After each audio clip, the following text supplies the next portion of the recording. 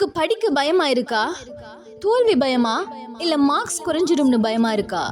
எதிர்காலத்தை நினைச்சு பயமா? இந்த பயம் தான் உன்னை தூங்க விடாம பண்ணுதா? அது நல்லது தான். இன்னைக்கு நான் உனக்கு ஒரு ஷாக் நியூஸ் சொல்ல போறேன். உனக்கு உண்மையிலேயே பயம் தேவை. நம்ம உடம்புல இருக்கிற ஒரு அலாரம் தான் பயம். எப்போ அந்த அலாரம் அடிக்கும்? ஆபத்து வரும்போது.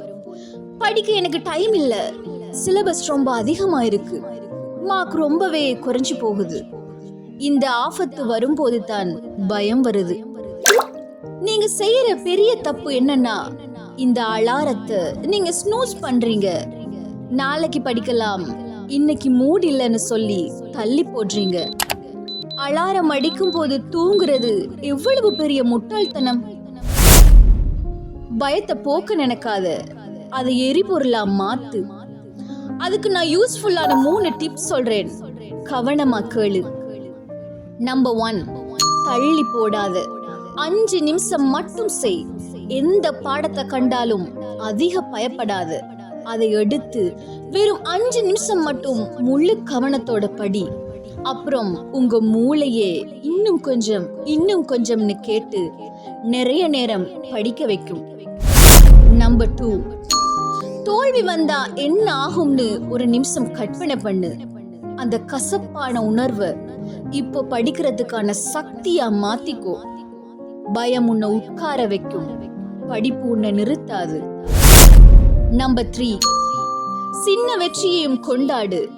இன்னைக்கு ஒரு கஷ்டமான டாபிக்க படிச்சு முடிச்சிருக்கியா? உனக்கு நீயே ஒரு ட்ரீட் கொடு. சின்ன சின்ன வெற்றிகள் தான் பயத்தை நம்பிக்கையா மாத்தும்.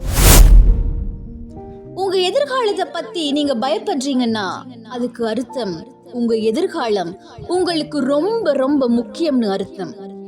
அந்த பயம் ஒரு நல்ல விஷயம், அதை வீணடிக்காத.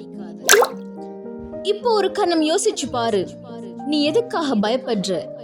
அந்த பயத்தை உடைக்க நீ இப்ப செய்ய போற முதல் காரியம் என்ன?